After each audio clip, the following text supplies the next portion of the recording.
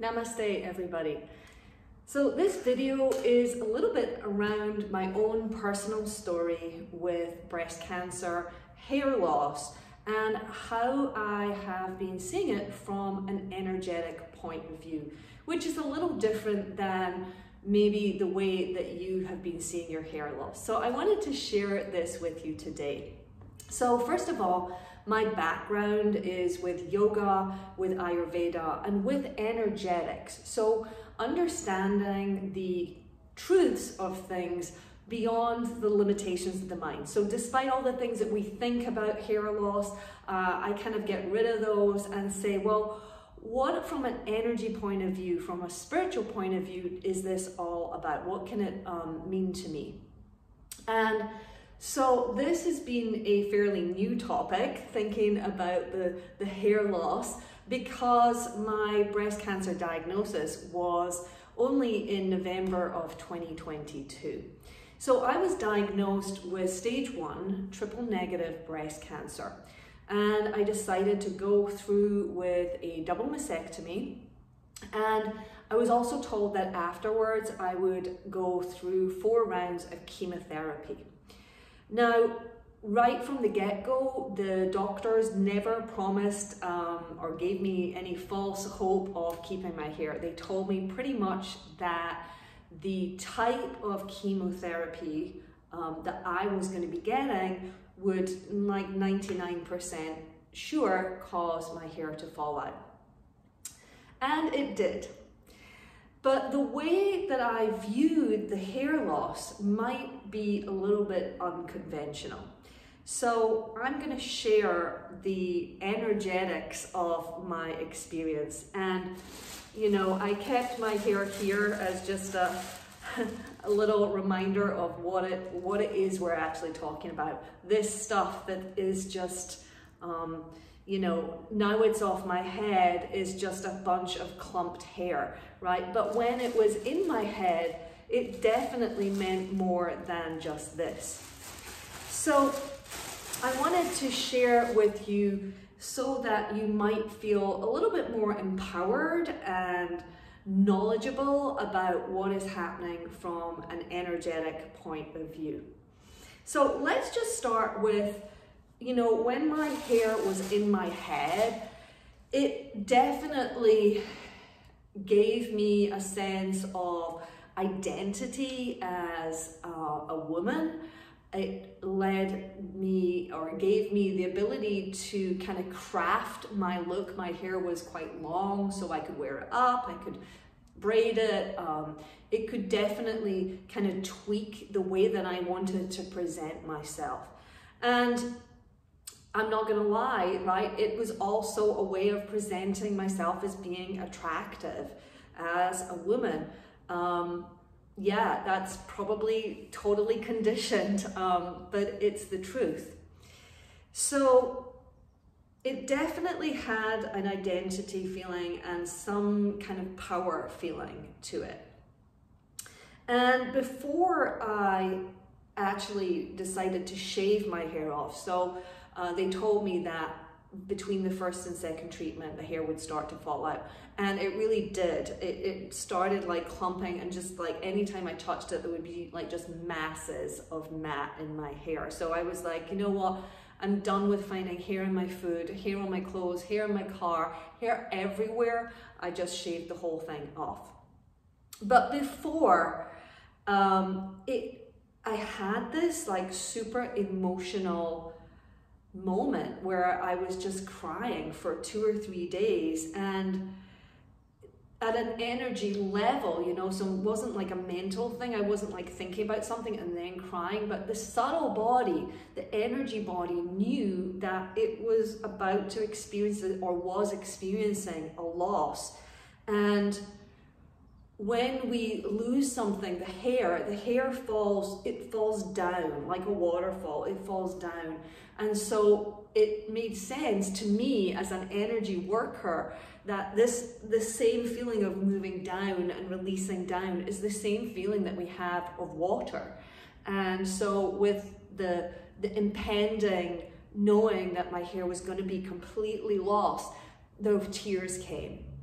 So that's the first thing I want to offer, is if you have been feeling very emotional about your hair loss, that not to beat yourself up about it, that your subtle body has a knowledge and a wisdom that it's losing something. And this energy of loss, of release, is called apana, right? And just maybe knowing that is giving you a sense of serenity a little bit. The other strange thing was, again, I really tuned into, okay, like, it's gonna come out, I gotta raise it off. How, like, am I doing it today? Like, I kept thinking, am I doing this today? Am I doing this today? And my subtle body was like, no, Saturday. And there was no physical reason for it to be the Saturday, but I sure as hell didn't want it to be the Friday. And so I was looking up like the energies of different days, and I noticed that Fridays are associated with the planet Venus. So planet of fertility, planet of love, of sensuality. And I was like, I don't want to shave my hair on that day. I didn't think about it, but I knew it's supposed to be the Saturday. When you went to Saturday, it's related to the planet of Saturn, which is to do with liberation. So it was really bizarre that, again, there was some part of me that was energetically wanting to align my hair loss, or the fact that my hair was going to be off, with a particular energy of cosmic energy. Then once I had actually taken it off, it felt really good. I felt like just such a sigh of relief that this thing that, you know, there was an underlying knowing that I couldn't hold on, right? The weeks leading up to me actually taking my hair off, that sense of crying, that sense of not being able to hold on. And it was a sense of not being able to hold on to my identity. That part of me with the hair was an old part, like old and dead, like this. That part of me that was gonna be new needed to let go of this. And so being able to shed ourselves is a very healthy thing, right? We change. Our mind tends to want to stay fixed, and stay fixed at a happy time in your life. Maybe it was your 20s or your 30s, right? It wants to create and hold you in that place.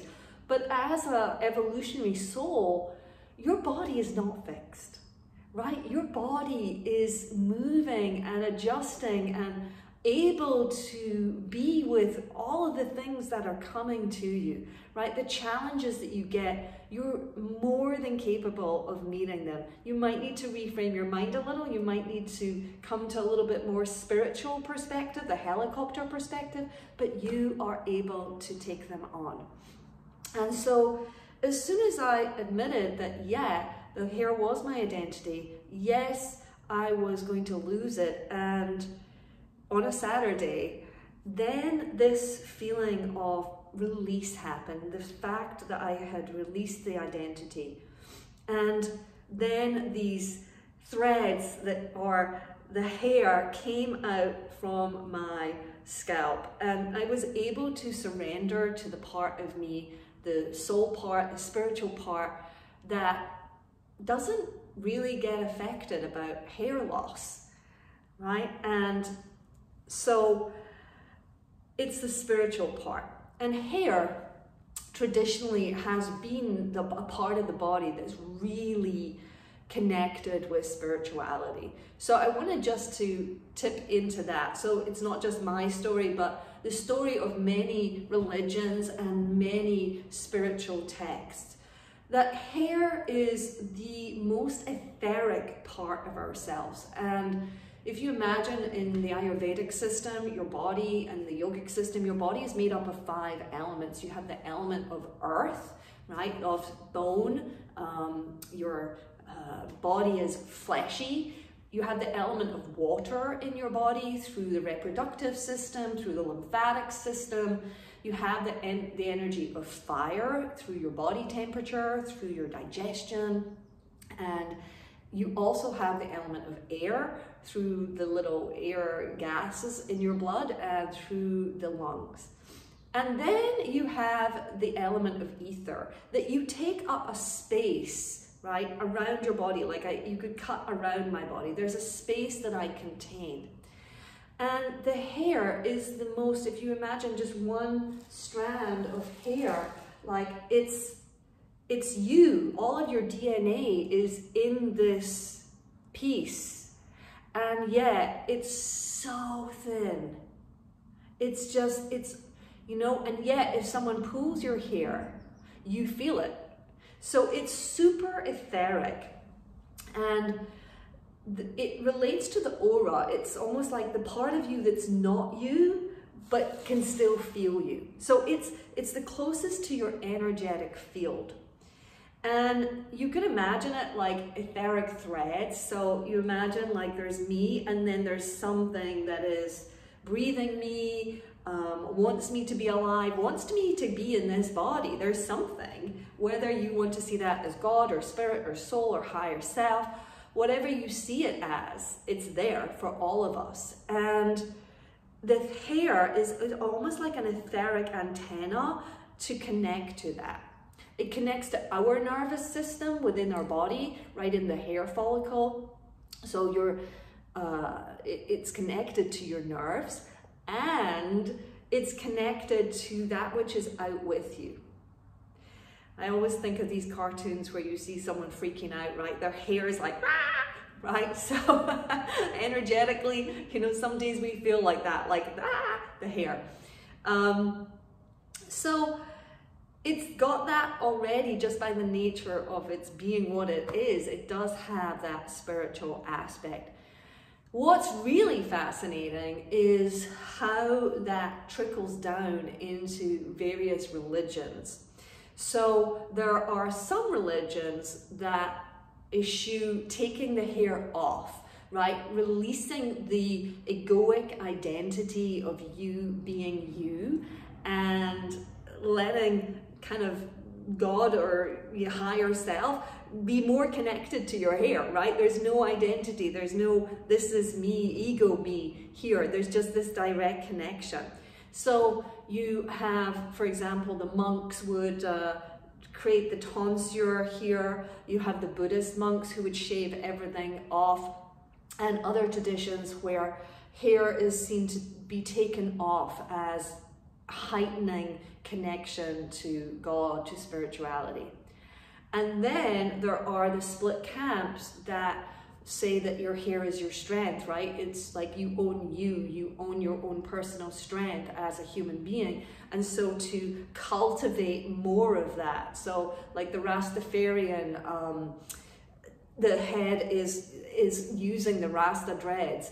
There is also in the yogic tradition, some of the yogis, you know, having their hair like growing super long. So there are split camps on either, you know, taking it all off or growing it as long as you can. I think the message is there's not one that's right or wrong, but that they're both signifying the energetic quality of hair and spirit and ego and person, you know, the two. So how can we sit with hair loss, knowing all of this? I wanted to give you a mudra, a hand gesture that you can sit with the feeling of maybe discomfort or vulnerability that can come when you have either lost your hair or shorn your hair off and you are now without any headwear. So this mudra is called Ahankara mudra, and it's said to relate to that ego part of ourselves, that part of ourselves that creates an identity that is like, hey, this is me, this is Nic with my hair, and this is me without my hair. So settling that part and feeling at ease with this new identity and maybe that vulnerability that you're feeling. And think about yourself like a newborn baby, right? Back to your roots, that you get a chance to rebirth yourself, right? You get a chance to not know who you're going to be, because one of the things I've understood is that in the post-chemo recovery period, that your hair is going to grow back, and it is going to go back perhaps in a different way than you were before. And for me, there's something just beautiful about this alchemical transition from the old me that was very much about my ego to this new part that I don't even know what it's going to look like yet. So I invite you to join me and just sit for a moment with thumb and first finger together, right in the center of the chest. The other three fingers lay over, and you imagine like a little bead, this little bead seed of yourself as your identity, right on the inside, close to your heart center. And sitting up tall, just maybe closing your eyes, letting the breath come there. Letting your attention settle there rather than being up in your face or in your head. And I want you to have a gentle smile on your lips, a gentle acceptance smile. Acceptance of your situation.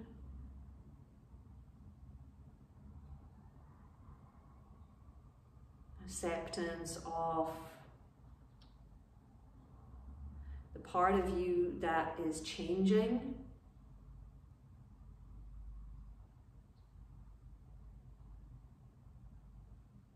Acceptance of loss.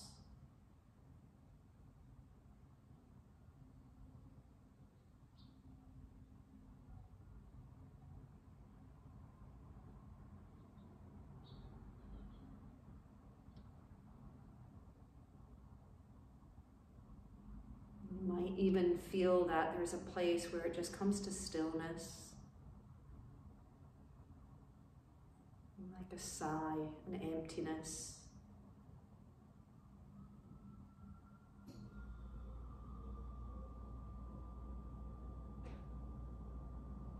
And see if you can seek some strength behind that area.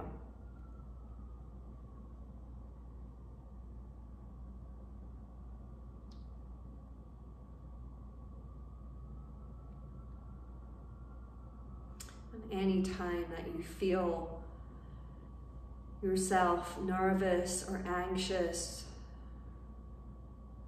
just allowing yourself to come back to this mudra, ahankara mudra, quietening of the ego self. And then to release, just take your hand off, bring your palms together at your heart center. And I want to say thank you for listening. I call my work Beautiful Alchemy because I believe it's the chance for me to take things that are a little bit heavier, a little bit more dense, like lead, and to kind of put them through the spiritual teachings that I have, like you put something through a sieve, and at the end you come out with something a little bit more precious, a little bit more valuable, like gold. So I hope that you have enjoyed hearing a little bit about how hair loss relates to spirituality. If you like this video, then I suggest you subscribe, because I plan to be doing more self-care tips for people going through a cancer journey from the spiritual perspective.